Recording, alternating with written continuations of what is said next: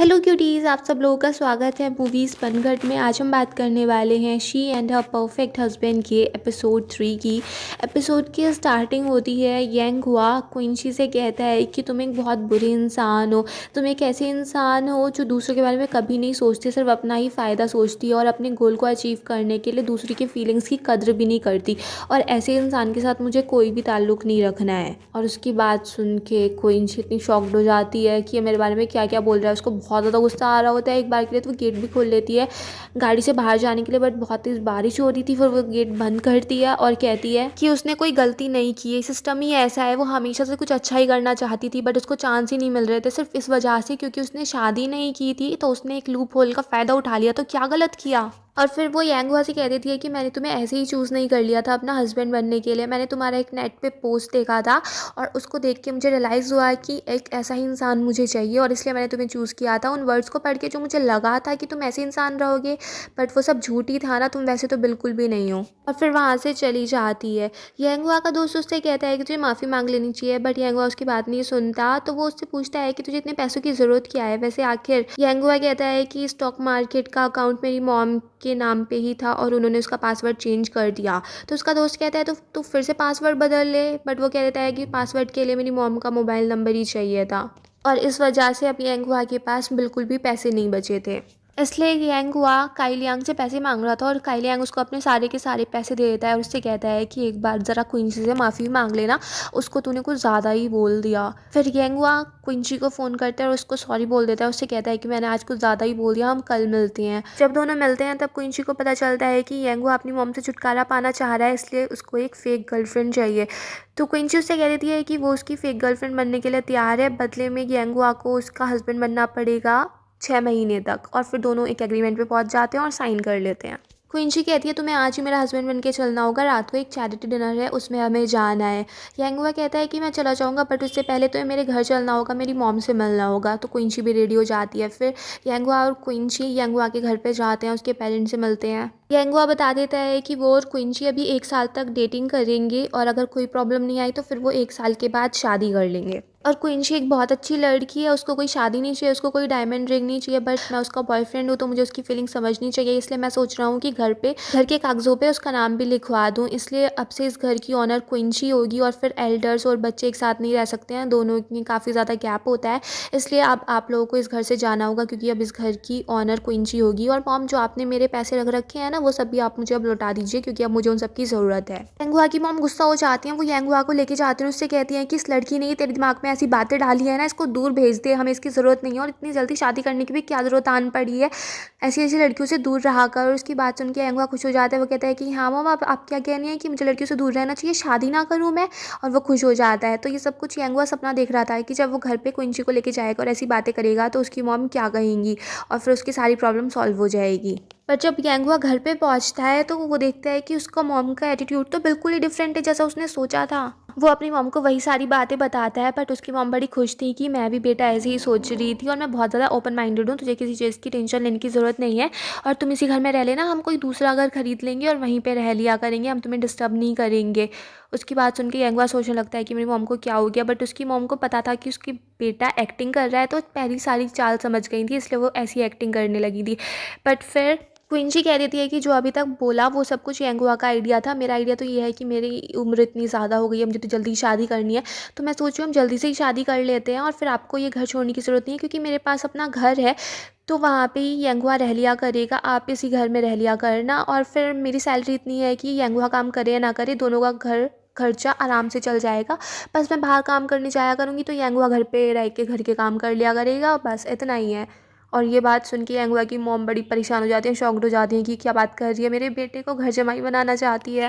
यांगवा की मॉम परेशान तो थी, बट फिर वो क्विंची के सामने कुछ बोलती नहीं है।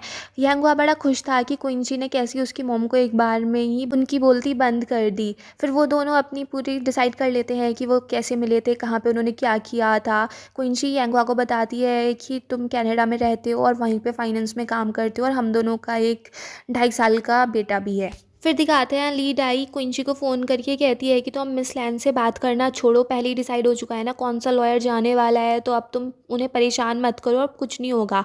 बट क्विंची उसका फ़ोन कट कर देती है। फिर वो उस रिज़ॉर्ट में पहुंच जाते हैं जहाँ पे सब कुछ पार्टी और डिनर वगैरह होने वाला था। वहीं पे दिखाते हैं वहाँ पर ताओ जुनहुई भी आया था अपनी लॉ फर्म से इवेंट के लिए। क्विंची बहुत अच्छे से ड्रेसअप होती है, पर जब वो देखती है कि यांगहुआ ने क्या पहना हुआ है तो वो उसको होटल में लेके जाती है और फिर वहाँ पे उसके कपड़े चेंज करवाती है और उसको एक दूसरे फॉर्मल पकड़ाती है, जिसको देख के यांगहुआ कहता है कि बहुत महंगा है, मुझे इस सब की ज़रूरत नहीं थी।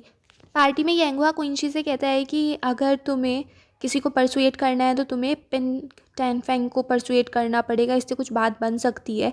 तो इसीलिए वो खुद ही पिन टैंग फेंग से बात करने के लिए पहुंच जाता है और काफ़ी अच्छे से बात हो रही होती है। बट वहाँ पे क्विंची देखती है कि जुनहुई भी खड़ा है, इसलिए वो वहाँ पर जाती नहीं है।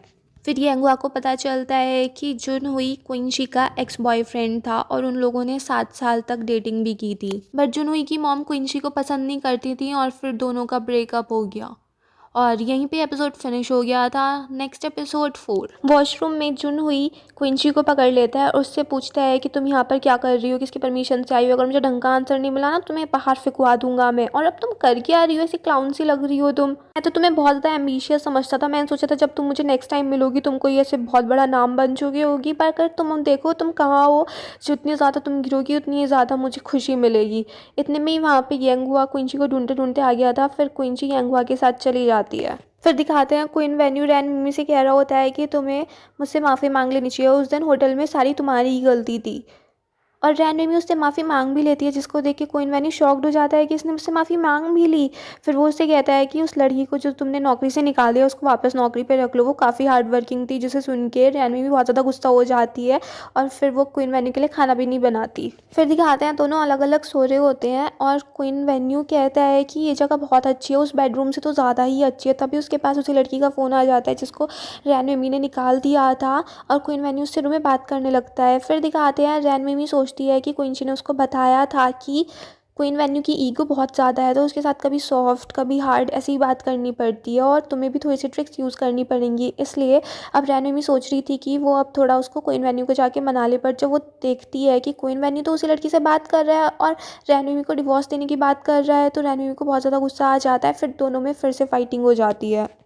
फिर क्वीन वेन्यू गुस्से में घर छोड़ के चला जाता है और रैन भी बैठ के रोने लगती है। फिर दिखाते हैं क्वीन शी मिस लैन से बात करती है और उसको काफ़ी परस्यूट करने की कोशिश करती है कि वो उनको रिप्रेजेंट कर सकती है, बट वो मना कर देती है कि नहीं, मैं अपनी नी स्टैंपिंग की बात ही सुनूंगी और जो उसने चूज़ किया है वही ठीक है और तुम्हें इतना ज़्यादा एम्बिशियस नहीं होना चाहिए, हर इंसान को हर चीज़ नहीं मिलती है। वहाँ पे उसको टॉन्ट करने के लिए जुनहुई भी आ जाता है। फिर दिखाते हैं यांगहुआ क्वीन शी के लिए डिनर ले आया था और वो उस खाने से एलर्जिक थी। जुनहुई को तो ये बात पता थी, वो ये भी कह रहा था कि तुम्हारे हस्बैंड को तुम्हारी प्रेफरेंसेस पता नहीं है, बट क्विंची कह देती है कि अब मेरी प्रेफरेंसेस चेंज हो चुकी हैं और वो उसी के सामने वो खा लेती है और फिर यांगहुआ को वहाँ से लेके चली जाती है। फिर उसको एलर्जिक रिएक्शन हो ही जाता है। तो वहाँ पे यांगहुआ उसको समझा रहा था कि जो तुमसे आज मिस्टेक हुई, तुम अपना काम पूरा नहीं कर पाई, इसको तुम्हें रिव्यू करना चाहिए, बट क्विंची उसकी बात सुन नहीं रही थी।